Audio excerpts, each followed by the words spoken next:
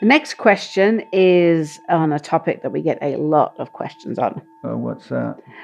The person says, talk to me about water. Okay, yes. I have read all you provide online about water charges, but I am deeply interested in learning more.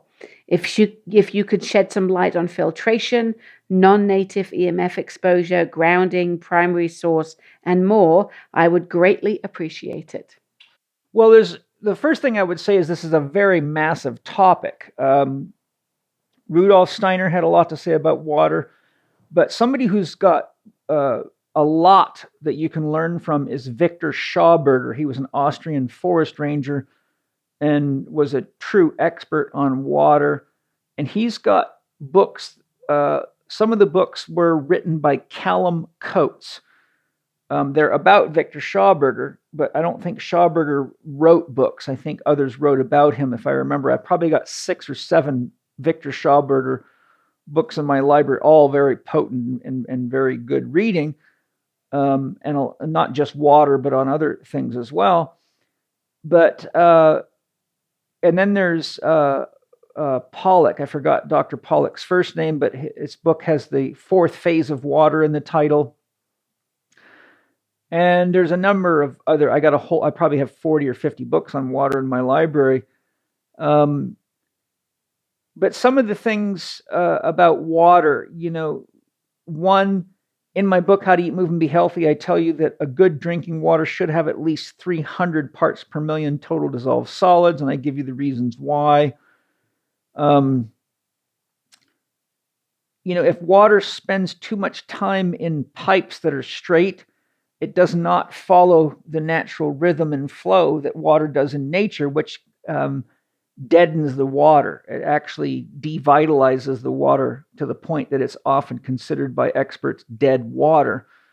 There are flow form technologies developed by both Schauberger and Rudolf Steiner that are used in restaurants, in manufacturing processes, in farming, biodynamic farming, in homes, and those techniques enliven the water. There's a lot of gadgetry out there, a lot of which I'm not really too pumped on, such as things that have crystals and spin the water, and they may or may not work so well.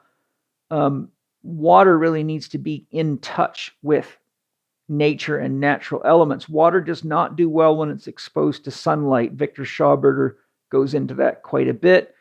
I think water's peak working temperature somewhere around 36 to 40 degrees, if I remember right. Keeping water in cool, dark areas is best until you're going to drink it. Drinking water at room temperature is always best for athletic training because it will enter your body faster. I talk about that in my book, How to Eat, Move, and Be Healthy. When it comes to water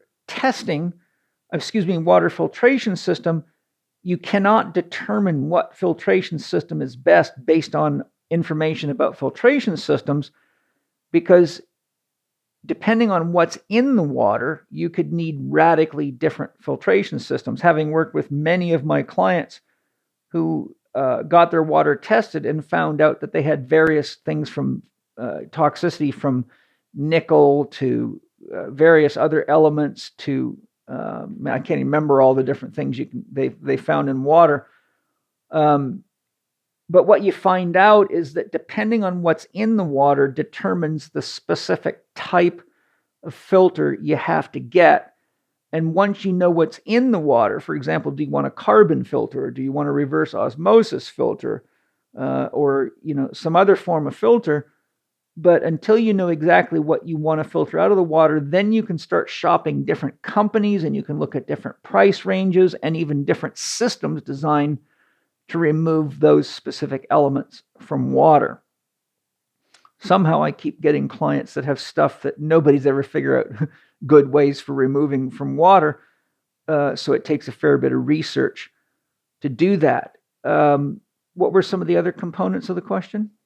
The source of the water, the grounding of water, and non-native EMF exposure. Well, non-native EMF exposure is just what is in nature anywhere. So the best, Schauberger and others say the best water to drink is artesian water because it's already been filtered and processed and energized by the earth. In fact, it has so much energy it levitates up. The earth charges the water, and the water actually comes up to the surface through the natural effects of the earth on the water.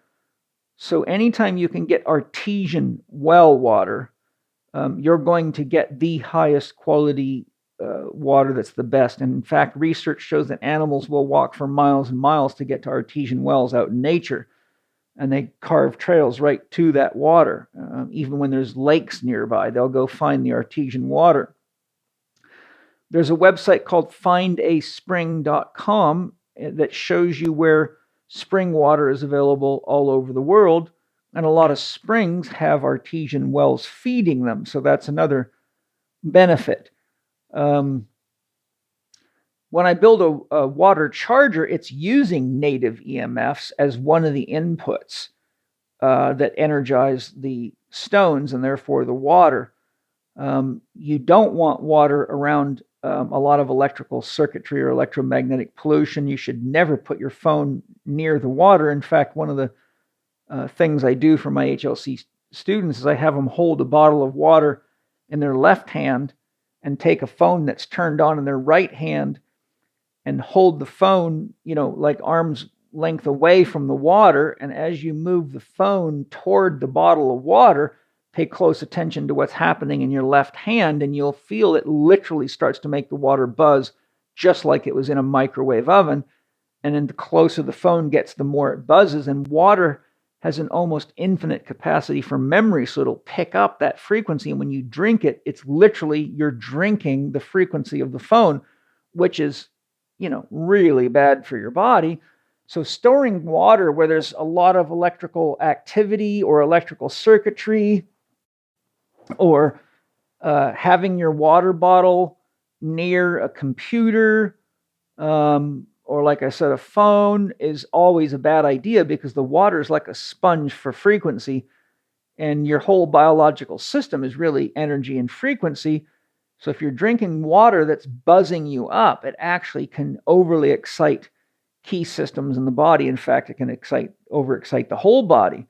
And it can have a similar effect to being overstimulated on caffeine, but you wouldn't experience it quite like that. But you could experience it as anxiety, which is not uncommon at all.